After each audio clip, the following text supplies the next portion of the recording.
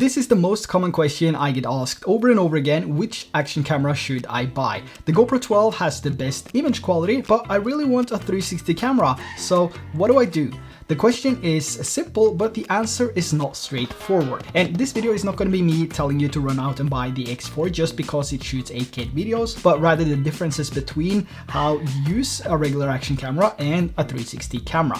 So let's get into it. Now, the way you shoot with these cameras are completely different. The GoPro has a single lens in front which points in one direction, which means that you always have to hold the camera with the lens facing towards the action, subject, or object you want to film. So you need to know how you want to film before you start filming. And if you want to record videos with a wider field of view, you need a longer selfie stick, which often results in that typical action camera shot where we have the selfie stick in frame. And depending on how wide or narrow you want the shot to be, you need to change the lens types accordingly, which means you'll have to stop recording, then change the lens type, then adjust the angle of the camera, and then press record again. The X4 is a completely different camera in this way. You can just mount it on a selfie stick and hold it straight out, and you'll have a more relaxed way of shooting videos. And because it records 180 degrees videos from both lenses at the same time, it captures everything in a 360 degree field of view, which is automatically stitched together, creating this 360 video where you can choose which angle or part of the video you want to use in your edit later. So you basically have one shot with unlimited angles and framing options as well as aspects. And the power of the invisible selfie stick is that it can't be seen in your videos because it's hidden between the two lenses here, which is also referred to as the stitch line. So whatever is in between the two lenses here will always be invisible. And this gives you the ability to be more creative and capture something like fake drone shots where it looks like you have a drone following you, or if you ride a motorcycle and you don't have anyone to film you, like me, you can mount this in all different places on your bike by using some basic clamps and some zip ties. So when you look at it like that, the X4 is the clear winner. I mean, how could it not be? You have all these different options. But it's not as simple as that. In theory, the shots are very easy to capture, probably the easiest of all cameras. There's basically one button you have to press and the camera will record everything. But if we look at the editing parts with these two cameras, with the GoPro 12, I've recorded some vlogs, some POV shots when riding my motorcycle. I recorded some baby turtles and me getting some shave ice. And all these clips turned out as intended and how I wanted them to be, and I can easily share these clips with minimal editing. But with the X4, the editing is more time consuming and there's more steps that needs to be made in order to share your footage with friends and family or even upload to social media. And it's also easy for me to sit here and say that editing 360 videos is as simple as it could be and straightforward because I've done it for almost 3 years now. But for someone new to the game, it might be more challenging. Even if you've been editing 360 videos for a long time and you know the process, it still takes time, which is why I always use a regular action camera alongside my X4.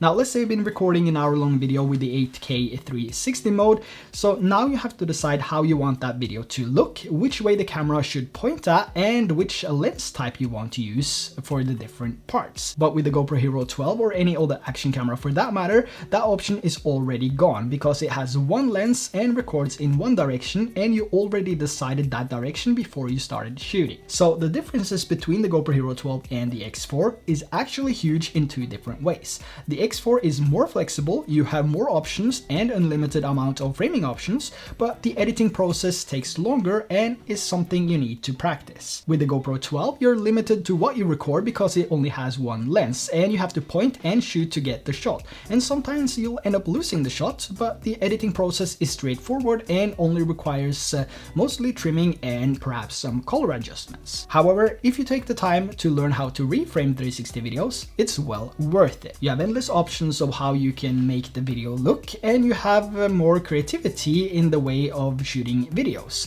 The invisible selfie stick allows you to capture some amazing fake drone shots, for example, and overall you can enjoy more of what you're doing because there's less things to think about when you're out using the camera. And when it comes to the GoPro app, you still need a subscription in order to actually edit your videos in a more convenient way, and this subscription is about $50 for a whole year. So if you don't have the subscription, you can only preview, trim the clips, and download the media to your phone. However, after downloading the media to your phone, you can also go back into the app, select the studio, and then create an edit. So you are able to edit your videos, but you have to download everything prior to starting the edit. But with the Insta360 mobile app, you can just connect the camera straight to your phone and start editing right away without needing to download the clips first and then open the app again to start your edit. And comparing the two apps, Insta360 is the most intuitive app out of these two, with more features and a cleaner layout. And when it comes to reframing with the Insta360 mobile app, to simplify the process, there is a feature or a setting called direction lock.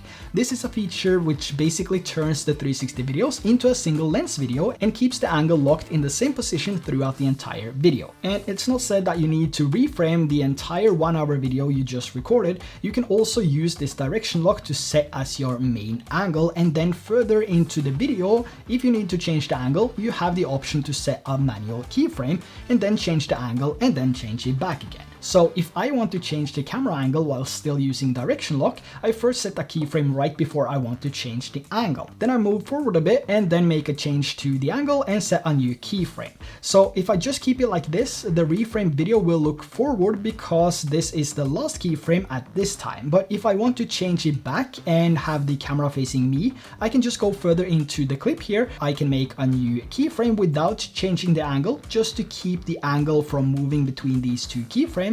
Then just a few more seconds forward and I can change the angle back to me and create a new keyframe. So these two middle keyframes are basically placeholders to prevent the camera from moving or the angle from moving between these two keyframes, because these two keyframes in the middle has the same value. And this is the main process of keyframing. But what makes the buying decision even more confusing now is that the X4 does also shoot in single lens mode at 4K up to 60 FPS. So you don't need to shoot everything in 360 videos. If you don't want to do that, you can also use the single lens mode, so basically one of the two lenses, and there will be no keyframes needed. And this is where Insta360 is competing with the GoPro Hero 12 and the other cameras out there. So not only do they offer 360 videos at a higher resolution now, but also single lens mode at 4K up to 60 FPS. The single lens mode though is not something which will replace your standard action camera, but something that rather adds to the versatility and use cases if you can only buy one of these cameras. The quality on the single lens mode is not as good as the GoPro Hero 12, so if I want a specific POV shot and I don't want to record that in 360 videos, for example as a helmet cam, I would choose the GoPro Hero 12 as it has much better quality compared to the single lens mode on the X4. So how is the image quality and does it really matter? Most people are watching videos shot with these cameras either on their phone or a small tablet, which both has smaller pixels than a bigger monitor or a TV, and most of these videos look really good on social media. It's only when you compare them side by side you see the real differences, and when you're watching something on social media which is not a comparison, you'd most likely not pay attention to which camera it's shot on, but rather the video, story, or the person you're watching, and whatever's going on in the highlights or shadows or colors is more or less irrelevant as long as the video is engaging. The audio coming from these two cameras is also relevant to which one you'll end up buying. So what you're hearing now is the internal microphone coming from the GoPro Hero 12, and GoPro is known to have pretty decent quality when it comes to the internal microphones. This is the audio coming from the Insta360 X4, which is the latest 360 camera from Insta360. So no matter how I turn the camera, the audio should always stay consistent because it has a 360 directional audio system. So the GoPro Hero 12 is a solid action camera which has better image quality and a higher resolution compared to the X4. And if you know exactly what you want to film and don't want that extra versatility you get with the 360 camera, or you don't want to put some extra work into it, then you know this camera is the one you should buy.